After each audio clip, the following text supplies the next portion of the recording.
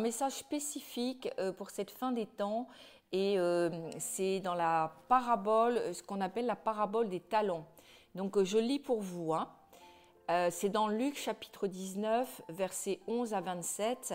Ils écoutaient ces choses et Jésus ajouta une parabole parce qu'il était près de Jérusalem et qu'on croyait qu'à l'instant le royaume de Dieu allait paraître. Il dit donc: un homme de haute naissance s'en alla dans un pays lointain pour se faire investir de l'autorité royale et revenir ensuite.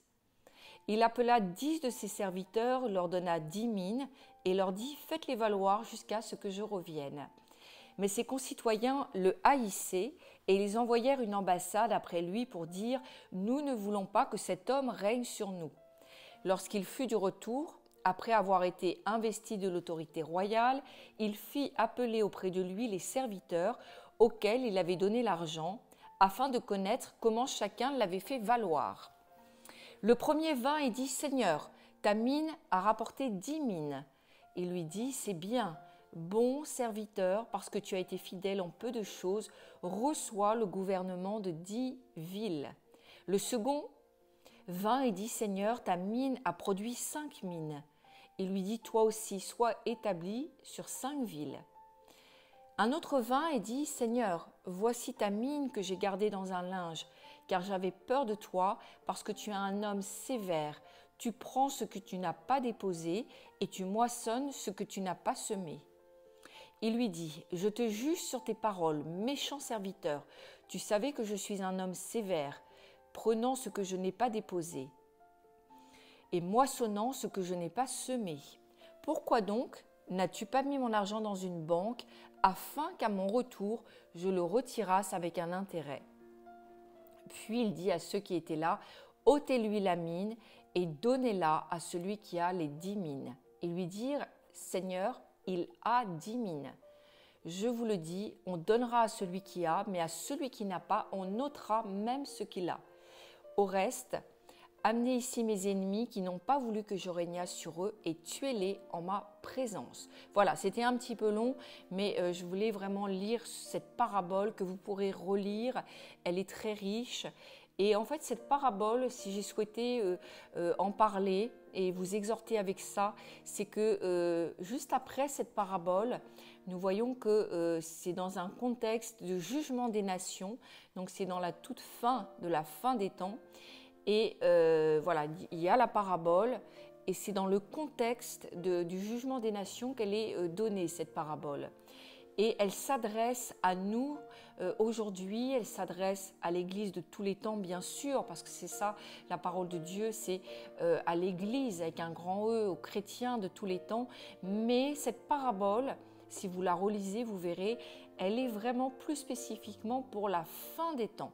Pour nous aujourd'hui, Église de Christ, corps de Christ, nous devons vraiment essayer de comprendre ce que Dieu veut nous dire, le Saint-Esprit veut nous dire à travers cette parabole. Alors, elle n'est pas toute seule, cette parabole, puisque, et vous savez que quand il y a eu des paraboles qui ont été données comme ça dans plusieurs évangiles, il y a parfois des similitudes et puis il y a des différences, donc il faut la méditer.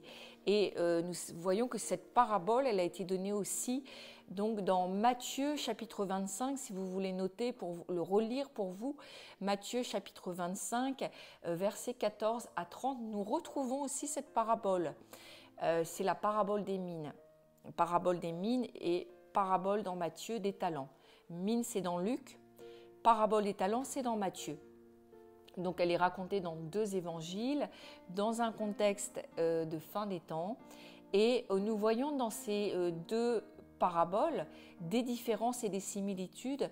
Et notamment, je vais vous donner un petit peu, donc on voit un maître qui confie donc la gérance de tous ses biens à des serviteurs. On voit aussi qu'il part pour très longtemps, en tout cas un long temps, et que pendant ce temps-là, l'argent est confié, donc la gestion, l'argent est confié, qu'il a doublé ou qu'il a été décuplé. Et on voit qu'à son retour a lieu à ce moment-là le compte-rendu de la gestion.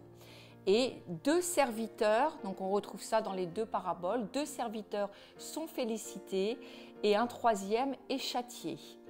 Parce qu'il a enfoui l'argent, nous dit la parabole, qui lui avait été confié, il l'a enfoui au lieu de faire fructifier l'argent qui lui avait été confié. Et le maître va lui reprocher, une fois qu'il revient, de ne même pas, alors non seulement il ne l'a pas fait fructifier, mais il ne l'a même pas porté à la banque où il l'aurait retiré avec des intérêts. Donc cela doit nous parler et cela nous parle fortement à nous, l'Église, qui allons vivre l'enlèvement. Notre génération va vivre l'enlèvement et ce soir, je voudrais vraiment que nous puissions y réfléchir et méditer là-dessus. Dans Matthieu, la parabole, elle nous dit que Dieu nous confie des talents en fonction de nos compétences et de notre capacité, mais aussi de notre appel. Donc ça peut être 5, ça peut être 2, ça peut être 1. Et je voudrais aussi vous dire que devant Dieu, on a tous la même valeur. Et ça, c'est important de le réaliser aujourd'hui. On a tous la même valeur, mais on n'a pas tous la même responsabilité. La responsabilité va être en fonction des talents que l'on a reçus. Nous voyons comme exemple l'apôtre Paul, nous voyons d'énormes capacités. Il avait reçu des talents peut-être plus que d'autres. Et on voit que depuis le début, il était appelé. Il était appelé par Dieu et ça ne l'a pas empêché au départ d'être un fervent et farouche opposant aux chrétiens, avant lui-même de se convertir, naître de nouveau et devenir un fervent défenseur de la cause de l'Évangile. Et donc, ce que je voudrais partager, c'est que si quelqu'un a plus de talent, ne nous inquiétons pas parce que cela ne remettra jamais en question la valeur qu'il a aux yeux de Dieu. Nous avons vraiment tous la même valeur aux yeux de Dieu. Mais la responsabilité n'est pas la même. La responsabilité devant Dieu n'est pas la même. Le degré d'onction est proportionnel à l'appel. Donc ça, je dirais qu'il faut de l'humilité pour accepter le talent par rapport à l'appel. Et il y a quelques principes qu'on peut retirer de ces deux paraboles. C'est que nous avons toujours devant Dieu un devoir de faire fructifier. Ça, c'est important. Quel que soit ce que vous avez reçu, cela ne va pas sans ce devoir de faire fructifier. Alors, fructifier par moi-même déjà. Donc, dans la parabole dans Matthieu, c'est implicite. Le fidèle serviteur connaît la loi du royaume de Dieu. Ce n'est pas rappelé parce que on voit bien que voilà, il y a des lois comme ça spirituelles qu'on connaît et cette loi-là, c'est que il sait, le serviteur, qu'il doit multiplier et il doit faire fructifier. Donc le serviteur, on voit que le serviteur dans Matthieu, dans la parabole de Matthieu, a plus de maturité que le serviteur dans la parabole de Luc, puisque lui, c'est même pas redit. On le sait, c'est évident. Il sait déjà, il connaît ce principe. Je ne sais aujourd'hui si nous connaissons nous aussi ce principe. Quand Dieu nous confie quelque chose, il ne faut pas se poser de questions, il faut nécessairement multiplier, il faut nécessairement fructifier. Donc, qu'est-ce qui me permet de dire ça? C'est dans la Genèse, livre de la Genèse, qu'on voit déjà que quand Dieu a confié quelque chose à l'homme, il lui a tout de suite dit de multiplier, de faire fructifier et de dominer aussi. Donc, quand Dieu vous donne quelque chose, vraiment, je vous encourage, il faut toujours multiplier, fructifier, développer. Il y a tout un travail que Dieu nous demande de faire. Et on voit que quand Dieu a répandu le Saint-Esprit, la première chose qui s'est passée et qui a été si forte, c'est que 3000 âmes se sont converties. Donc on voit, voilà, ça a été une multiplication, vraiment le fait que le Saint-Esprit ait été répandu. Donc, quand on fait quelque chose, il faut toujours avoir cet état d'esprit qui est divin. C'est voilà, j'ai quelque chose, même si ça ne me paraît pas important, ce quelque chose, ce talent, ce don qui me vient de Dieu, je dois mettre des choses en place pour le développer. Donc, le maître s'attend. Vous voyez, le maître s'attend c'est le verbe. Le maître s'attend à ce que le serviteur fasse fructifier par lui-même. Ou alors, c'est dit qu'il le confie à un banquier. C'est-à-dire que lui, des fois, on ne sait pas comment développer le don, la capacité, le talent. Donc, on va se dire, voilà, moi je n'ai pas peut-être pas la connaissance, peut-être pas l'enseignement, donc je vais le confier à quelqu'un d'autre qui lui saura comment faire fructifier le don que j'ai. Donc si je n'ai pas la capacité, je peux avoir et je dois avoir devant Dieu la capacité d'entrer dans ce que les autres ont créé.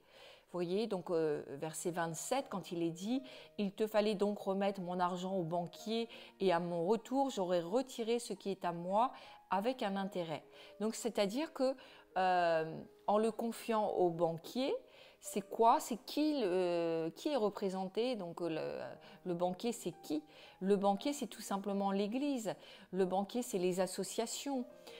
Qui découlent aussi de l'Église, ça peut être les ministères. Donc si moi-même et par moi-même, je ne sais pas faire fructifier le talent que j'ai reçu, je ne sais pas faire fructifier mon don, je dois le confier à d'autres qui, eux, sauront le faire.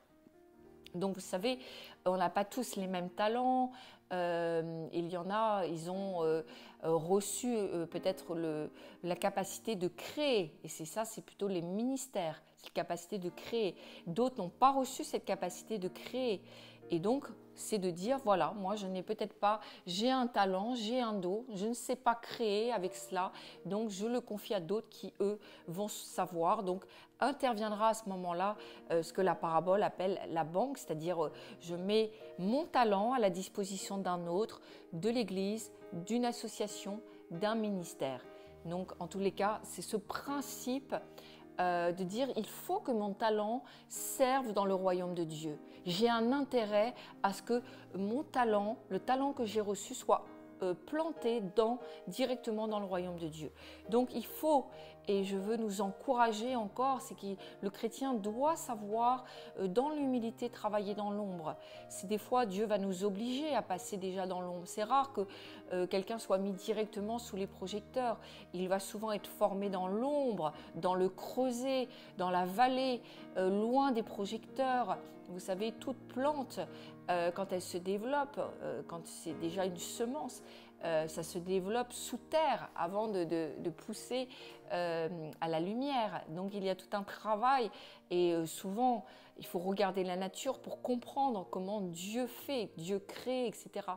Et la plante, avant d'être une plante, en tout cas cette semence qui est mise en terre, va avoir pendant tout un temps, elle va pousser, se développer dans l'ombre. Il en va pareil, c'est-à-dire votre talent ne va pas tout de suite produire ce qu'on serait en droit d'avoir, mais il va y avoir tout un temps où je vais devoir travailler peut-être dans l'humilité et dans l'ombre, et peut-être que je vais planter dans le ministère, le service des autres, dans l'Église, et que finalement, moi-même, mon nom n'apparaîtra jamais. Mais peu importe, parce qu'à l'arrivée, vous savez, le chrétien qui accepte de travailler dans l'ombre, à l'arrivée, il se passe une chose, c'est que seul le nom de Jésus-Christ demeurera. Les noms, peut-être vous allez travailler pour un ministère, et peut-être que ce ministère-là, il sera connu, mais vous pourrez peut-être travailler pour un chef, quelqu'un qui a reçu peut-être le leadership, ce sera peut-être lui-même, peut-être un prophète, un fondateur, mais en tous les cas, seul demeurera le nom de Jésus-Christ et toute la gloire, de toute manière, au final, sera rendue au Seigneur Jésus-Christ. Mais c'est la grande question que je voudrais poser aujourd'hui, c'est est-ce que j'accepte qu'un autre ait les fruits de mon travail? Donc ça, des fois, ça fait mal. On se dit, voilà, je travaille comme une fourmi dans l'ombre et j'aide tel ministère, tel pasteur, tel ancien, je m'investis, je me surinvestis, mais est-ce que j'accepte que mon nom n'apparaisse pas? Est-ce que j'accepte d'apporter ma pierre à l'édifice? Et la pierre, ça peut être vos prières, ça peut être votre intercession, ça peut être tellement de choses et des choses non visibles que vous pouvez apporter.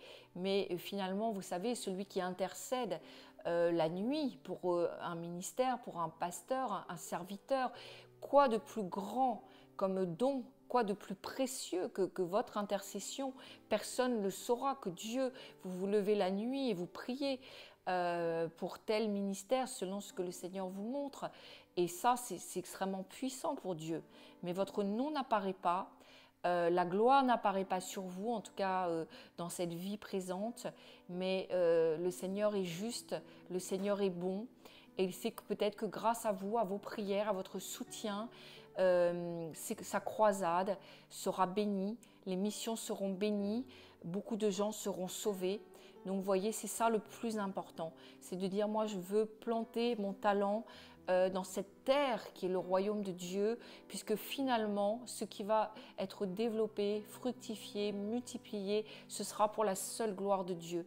Et j'accepte en toute humilité que peut-être même mon nom n'apparaisse jamais, ni en haut de l'affiche, mais n'apparaissent jamais publiquement, mais finalement c'est pas très grave. Vous savez, et nous sommes dans la fin des temps, et ces paraboles, ces deux paraboles nous parlent de la restitution finale, et on est proche du temps qui vient où le Seigneur lui-même va juger, va rétribuer.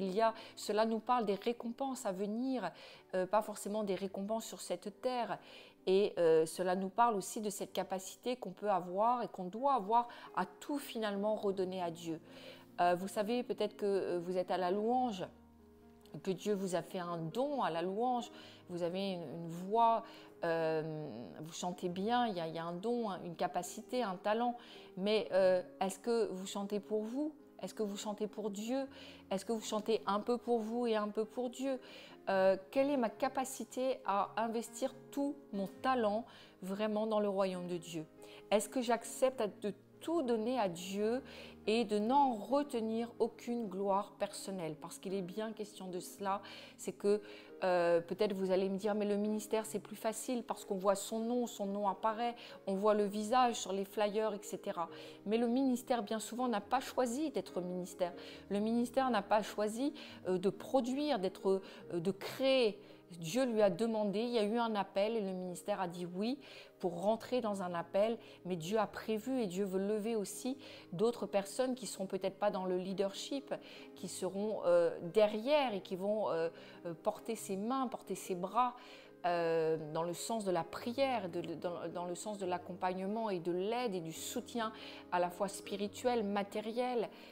Voyez, donc ça, quand un ministère est levé, Dieu veut qu'il y ait des gens qui se joignent à ce ministère, des gens qui vont accepter dans l'humilité de s'effacer pour qu'un homme sur cette terre, une femme sur cette terre puisse effectivement un temps apparaître, parce qu'il faut bien qu'il y ait un ministère au-dessus, mais vous acceptez que vous, vos talents, vos dons, personne ne le saura, ce sera peut-être dans un temps caché ou peut-être tout le temps caché, Dieu seul sait, mais en tout cas, c'est pour la gloire au final de Dieu.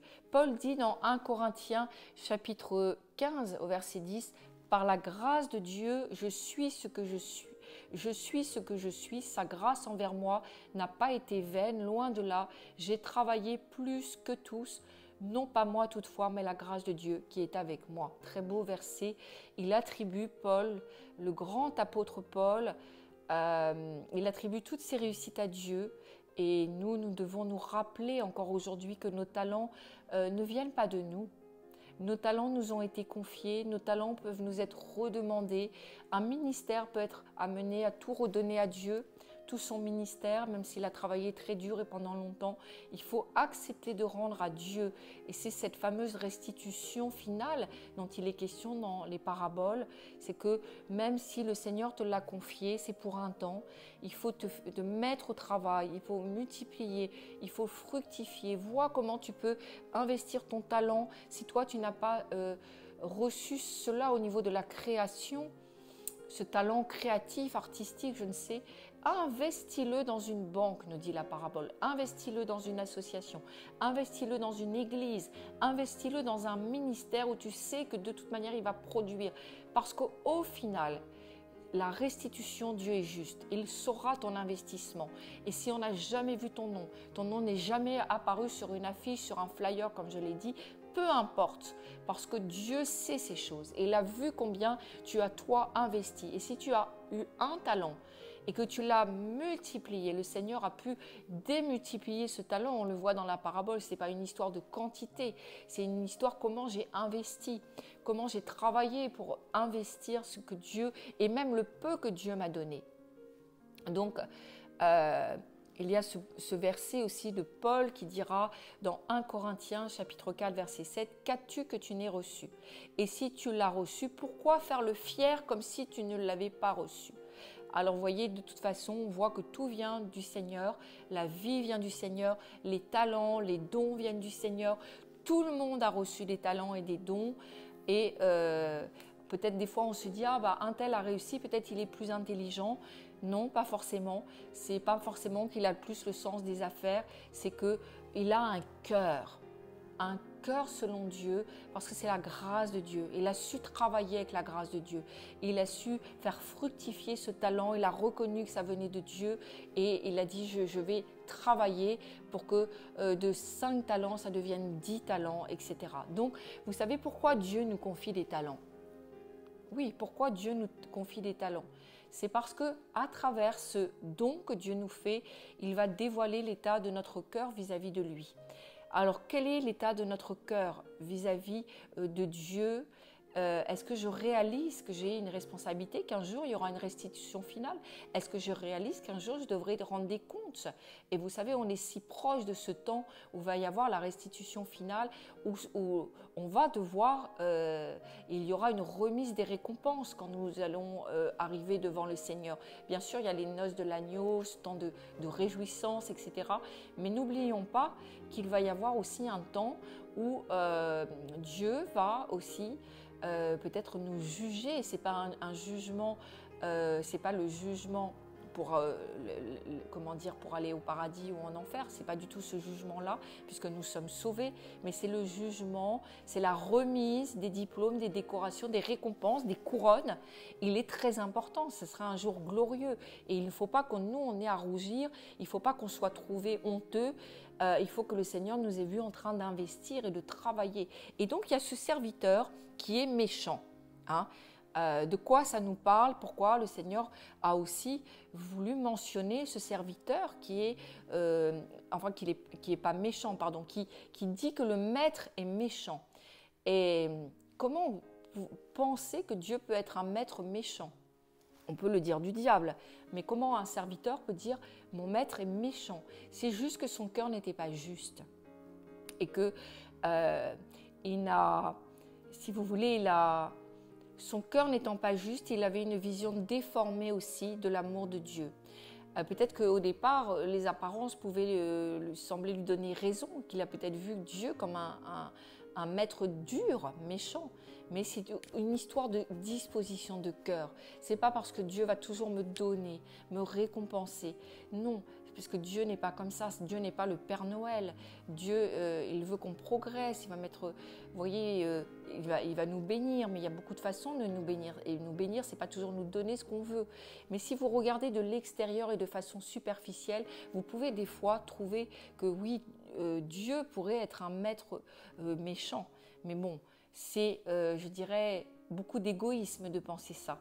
Hein. Si Dieu ne satisfait pas mes intérêts, alors c'est un maître dur et un maître méchant. Ce serviteur avait un cœur dur.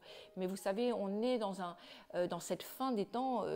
L'apôtre Paul nous parle de l'état d'égoïsme ambiant. Il nous rappelle, c'est dans 2 Timothée 3, versets 1 à 5, combien les hommes seront égoïstes, amis de l'argent, fanfarons, hautains, blasphémateurs, rebelles à leurs parents, ingrats, irreligieux, déloyaux, calomniateurs, intempérants, cruels, ennemis des gens de bien, traîtres, emportés, enflés d'orgueil, aimant le plaisir plus que Dieu. Leur cœur n'est pas entier vis-à-vis de Dieu. Voilà, c'est ce que Paul nous dit, ils auront l'apparence de la piété, mais reniant ce qui en fait la force. Donc vous voyez, c'est difficile, mais nous voyons qu'aujourd'hui, c'est ce que nous vivons dans la fin des temps. Et dans l'évangile de Matthieu, on voit dans la parabole que le serviteur, il l'a enfoui sous terre, il a enfoui son talent sous terre. Et j'enfouis sous mon humanité. J'oppose à un appel divin, un argument humain. Et c'est ce qui se passe souvent, en tous les cas, malheureusement, ça se passe dans nos vies aussi, c'est-à-dire qu'on regarde à notre humanité, on regarde à la part non spirituelle mais humaine et qui évidemment est hostile à Dieu. Et on se trouve des prétextes. Oui, on se trouve des prétextes qui ne sont pas recevables pour Dieu. C'est Seigneur, oui, j'ai des talents. Oui, Seigneur, tu m'as donné des dons, mais voilà, je ne peux pas. On me met des bâtons dans les roues. On n'a jamais remarqué mon talent à l'église. On ne m'a jamais aidé. Je suis trop timide et je ne peux pas parler devant le public, je ne peux pas exhorter, etc. Je ne peux pas chanter, je ne peux pas jouer d'un instrument. Regarde, Seigneur, si j'étais moins timide, si on m'avait plus aidé, si on avait... Si. Mais ce sont des prétextes, et ces deux paraboles nous parlent vraiment en disant il y a eu une urgence. On ne peut plus se cacher derrière des excuses qui sont finalement des prétextes, parce que Dieu va regarder au résultat. Qu'est-ce que tu as fait concrètement de ce talent? Qu'est-ce que tu as fait des 5 talents que le Seigneur t'avait donnés? Est-ce qu'il y a eu une multiplication? Est-ce qu'il y a eu une fructification? Vous savez, c'est très très important, plus que jamais, nous devons vraiment, nous, l'Église de la fin des temps, c'est ces deux paraboles sont là pour nous rappeler ces choses. N'arrivez pas comme ça les mains vides devant le Seigneur. Donc quand on aime Dieu, quand on a un cœur pour le Seigneur, j'ai envie de faire valoir ce que Dieu me confie, ce qu'il m'a confié. Je veux faire valoir les intérêts de Dieu. Je veux faire valoir les intérêts du royaume de Dieu. Vous voyez, tout ça c'est si important. Et puis, cela ne veut pas dire que la personne ne fera rien, parce qu'il y a des gens, ils font des choses pour Dieu. Mais ça veut dire qu'elle ne fera rien par rapport à ce que Dieu lui demande de faire. Ça, c'est très important. Là, on voit dans la parabole, c'est par rapport à ce que le maître attend de lui, par rapport au serviteur. Vous pouvez faire des choses, mais Dieu ne vous a pas forcément mandaté, appelé pour faire ces choses-là. Restons bien dans le champ que le Seigneur nous a attribué. Si le Seigneur t'a donné un talent au chant, ne cherche pas à prêcher. Si Dieu t'a appelé à prêcher, ne cherche pas à chanter. Si Dieu fait de toi un pasteur, ne cherche pas à être un évangéliste, etc. Si Dieu t'a donné un talent pour l'organisation, ne cherche pas à autre chose que l'organisation. Si Dieu t'a donné un talent pour être cuisinière, ne cherche pas à être comptable. Vois comment tu peux bénir dans le royaume de Dieu avec ce talent de cuisinière, de couturière, parce que Dieu veut que de toute manière tu investisses ce talent dans le royaume de Dieu. Hein, faites ce que vous savez faire et ne cherchez pas et ne cherchez jamais à faire ce que vous ne savez pas. Laissez-le aux autres. Ces paraboles sont une mise en garde. C'est une mise en garde pour la fin des temps avant la rétribution finale. Et la Bible nous dit qu'il faut veiller et prier. Il est temps encore d'investir, il est temps de travailler. Nous allons vivre une grande moisson finale et chacun va avoir du travail. Et les prétextes ne tiendront plus devant le Seigneur. Tu ne pourras avoir aucun prétexte parce que déjà, 1, tu as reçu l'enseignement ce soir de la parole de Dieu. Et 2, le Seigneur désire toujours t'utiliser. Il n'est jamais trop tard. Donc, quel que soit ton talent, parce qu'il faut savoir quel talent on a. Des fois, ce sont des talents naturels, ça peut être des talents spirituels, mais peu importe. Le talent que tu as reçu, tu l'as reçu du ciel, n'en doute pas. Il faut l'investir. Donc, les 3 serviteurs connaissaient leur maître. Vous voyez, c'était donc des chrétiens. Ils connaissaient leur maître. Ils étaient déjà à son service, mais l'attitude n'était pas la même. C'était une attitude de cœur par rapport au don que Dieu leur avait donné. Et il y en a qui avaient une attitude de serviteur et le 3e était rebelle par rapport à ça. Le premier n'a pas perdu de temps. Alléluia! Pour ceux qui, dès qu'ils se convertissent et qu'ils naissent de nouveau, tout de suite sont dans l'activité pour le Seigneur. Ils comprennent qu'on est sauvé pour servir et ils partent aussitôt. et ils prennent au sérieux les intérêts de leur maître, du Seigneur. Ils les prennent à cœur et directement ils les font fructifier.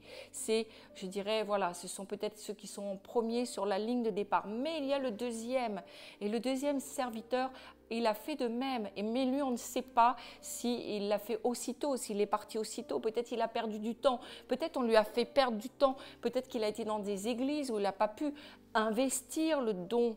Il n'a pas pu faire grandir le talent. Peu importe, peut-être qu'il est parti un temps de l'église, il est reparti dans le monde. Ce qui est important, c'est qu'au final, il l'a fait. Et il l'a fait fructifier. Il a fait fructifier les talents. Et il y a le troisième pour qui ce fut bien sûr différent. Les deux premiers, ils ont racheté le temps.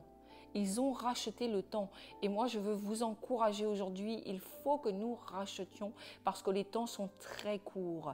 Donc, comment est-ce qu'on peut racheter le temps pour être concret en étant bien sûr un témoignage par ma parole, un témoignage d'amour, de foi, de piété. Je dois encourager les autres.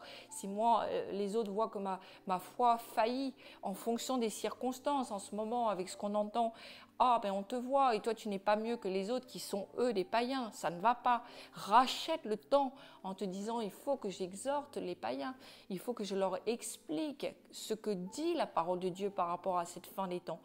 Et racheter les temps, c'est ça. Et racheter le temps, c'est persévérer jusqu'au bout. Puisque le plus important, c'est ma persévérance. Donc, le troisième serviteur, il a creusé un trou dans la terre, il a caché l'argent de son maître et il a fait ce que la Bible nous dit, il a mis sa lampe sous le boisseau.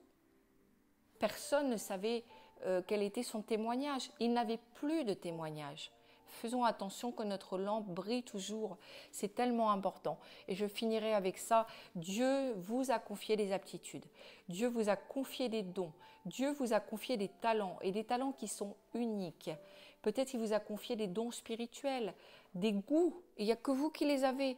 Une personnalité particulière. Il n'y a que vous qui l'avez. Des expériences qui font que vous êtes la personne que vous êtes aujourd'hui. Et c'est merveilleux. Ne minimisez jamais ce que Dieu a fait de vous. Vous êtes forcément une belle personne. Donc, on est différent des autres. Nous devons utiliser notre différence. Qu'est-ce qui te différencie des autres? Et qu'est-ce que tu peux investir? Quelle est la part d'investissement que tu peux faire?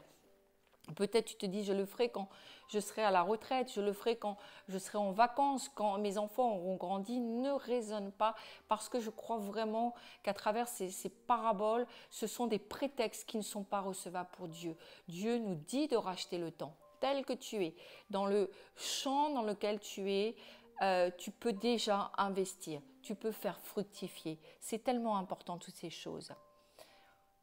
Tu es, je l'ai dit tout à l'heure, tu es musicien, tu es comptable, tu peux, enseignant, cuisinier. J'ai un jour moi-même, puisque j'avais reçu ce talent d'enseignement, j'ai dit Seigneur, quand je suis sortie de mon travail par la foi, mon travail séculier, j'ai dit Seigneur, ce talent que tu m'as donné, je veux tout de suite le réinvestir dans ton royaume. Et j'ai tout de suite commencé à ouvrir des cours bibliques et à enseigner. Je voulais surtout pas que ce talent-là puisse être sorti de terre et mourir. J'ai dit, je sors du monde séculier, mais mon talent, je le réinvestis dans le royaume de Dieu. Et c'est tellement important. Quand Dieu te confie un don, utilise-le. Continue de l'utiliser. C'est comme un muscle. Et il faut le travailler. Il faut le faire travailler. Il faut attendre parce qu'il doit se développer. Et il ne doit jamais s'atrophier. C'est si important. Et vous voyez, ce serviteur, le troisième serviteur, il a été trouvé paresseux devant Dieu. Et c'est grave. Parce que quand on voit que la paresse, ce que la Bible dit par rapport à la paresse, c'est si grave pour Dieu. Il était paresseux. Et il y a des choses qu'il n'a pas fait. Il n'en a pas fait profiter les autres. Il n'a pas su le faire fructifier lui-même. Et il n'a pas su en faire profiter les autres. Il l'a enterré. Donc, je crois qu'il faut vraiment... Aujourd'hui, je voudrais aujourd'hui vraiment vous encourager peut-être à méditer là-dessus. C'est plus une méditation, un enseignement et une méditation. De dire, Seigneur, est-ce qu'il y a encore un talent? Est-ce qu'il y a encore un don en moi qui sommeille, qui est en train de s'atrophier. Peut-être qu'il s'est déjà atrophié, mais il n'est jamais trop tard, et alléluia, le Seigneur nous dit toujours de racheter le temps. Mais peut-être que tu peux faire plus, aller au-delà. Et il y a tant de façons, il faut que tu sois créatif, imaginatif, ou demande. La Bible nous dit, demande à un banquier, lui il saura comment faire fructifier. Un banquier, c'est l'Église, un banquier, c'est l'association, un banquier, c'est un ministère, c'est un homme, une femme de Dieu qui va te conseiller. Tu as des projets de travail aussi, mais ce travail, si tu es un financier, si tu réussis dans ton travail, tu peux investir des semences financières pour le royaume de Dieu. Et c'est formidable, parce que tu seras récompensé au final, parce que le Seigneur vraiment va voir toutes ces choses. Voilà, soyez ce soir, soyez encouragés par ce message, que nous puissions méditer. Je voudrais prier pour terminer quelques instants. Si vous voulez simplement mettre la main sur votre cœur et vraiment prier, être connecté avec ma prière ce soir, en esprit, de toute votre âme. Je sais que vous aimez le Seigneur, je sais que vous avez un cœur pour Dieu et que vous ne vous reconnaissez pas dans ce troisième serviteur qui a enterré ce talent parce qu'il était égoïste, parce qu'il était paresseux, parce qu'il avait un cœur partagé. Peut-être il s'était refroidi, il n'avait pas la bonne vision de Dieu. Il voyait Dieu comme un maître méchant, dur. Mais nous n'avons pas cette vision. Et nous savons que Dieu est bon. Et parce qu'il est bon, des fois, il nous résiste. Parce qu'il est bon, des fois, sa main ne va pas nous bénir momentanément parce que Dieu travaille, parce qu'il veut aller plus loin avec nous. Alléluia. Seigneur, nous te louons pour ce soir. Nous te louons, Seigneur, pour ta parole, pour cette exhortation, pour cet enseignement, pour cette méditation. Et nous ne voulons pas, alors que le temps de la restitution finale arrive, nous ne voulons pas être trouvés les mains vides devant toi. Et nous ne voulons pas être honteux. Et nous te prions, je prie pour tous ceux qui regardent ce soir. Je prie vraiment, Seigneur, pour toutes ces personnes qui regardent. Et je prie afin que les talents soient déterrés, que chaque talent soit déterré dans le nom de Jésus-Christ. Les talents enfouis, les talents cachés, les talents que certains même ils ne pensent plus à ces talents-là, au nom de Jésus-Christ, par la grâce de Dieu et par l'onction du Saint-Esprit. Je prie que tout talent soit déterré en cet instant et que le Saint-Esprit vous remette en mémoire. Oui, j'ai tel talent. Oui, je sais faire ci. Oui, dans le temps, je faisais cela. Et nous croyons et nous voulons te demander aussi pardon de ne pas avoir suffisamment utilisé ce qui vient de toi, parce que tout don excellent vient de toi et nous nous en rappelons. Donne-nous de pouvoir investir dans ton royaume, parce que nous devons en premier investir tout talent dans ton royaume. C'est la première chose que tu nous demandes de faire. C'est la première chose que tu nous demandes de faire. Merci, Père de gloire, que ta grâce et également la puissance du Saint-Esprit surabondent dans nos vies. Merci pour nos cœurs. Nous voulons aussi examiner encore nos cœurs. Nous ne voulons pas avoir un cœur partagé. Nous ne voulons pas que les choses du monde prennent trop de place dans nos vies. Au contraire, nous voulons vraiment nous délester des choses du monde, nous délester de ce qui nous encombre, nous délester d'une mauvaise compréhension de qui tu es, qui nous ferait croire, qui pourrait nous faire croire que tu es un Dieu méchant, un Dieu dur. Nous savons que tu es un Dieu de grâce et nous voulons encore faire des expériences avec toi. Donne-nous d'investir toujours plus et je prie même pour moi-même aujourd'hui. Je veux investir toujours plus dans ton royaume et faire fructifier et faire multiplier. Accorde-nous des années à nos années, que nous puissions racheter le temps.